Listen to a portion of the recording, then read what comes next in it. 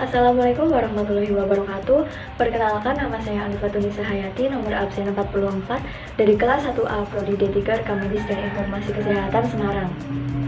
Di sini saya akan menjelaskan salah satu materi yang dijelaskan pada mata kuliah Pancasila, yaitu tentang filsafat Pancasila.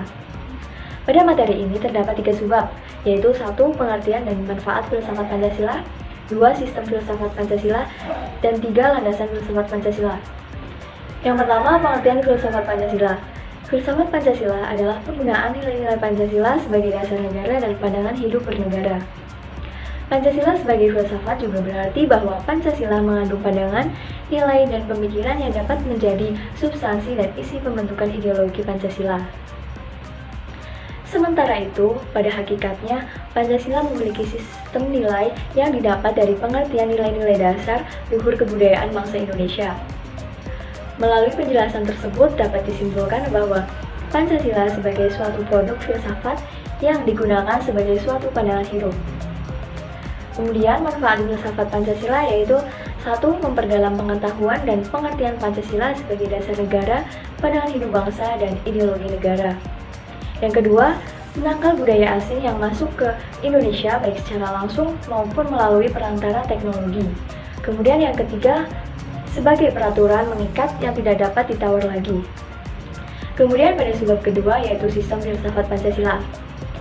Pancasila sebagai sistem filsafat adalah satu kesatuan yang saling berkaitan, bahkan saling berkualifikasi antara satu sila dengan sila lainnya sehingga membentuk suatu struktur yang menyeluruh untuk tujuan tertentu. Kemudian pada subbab ketiga yaitu landasan filsafat Pancasila. Landasan filsafat Pancasila dibagi menjadi 3, yaitu landasan ontologi, landasan epistemologi, dan landasan aksiologi. Yang pertama, landasan ontologi. Menurut istilah, ontologi berasal dari bahasa Yunani, onto yang berarti sesuatu yang bersungguh-sungguh ada, dan katalogi yang berarti ilmu yang mempelajari. Pancasila ontologi menurut Aristoteles adalah ilmu yang menyelidiki hakikat sesuatu yang kemudian akan menentukan landasan epistemologi ilmu tersebut, yang berperan sebagai metode, sarana, tata cara yang dikembangkan di dalam mengkaji realitas sebagai objek material atau tentang ada, kebenaran atau eksistensi, dan disamakan artinya dengan metafisika. Kemudian yang kedua, landasan epistemologis. Epistemologis adalah cabang filsafat yang menyelidiki asal, syarat, susunan, metode, dan validasi ilmu pengetahuan.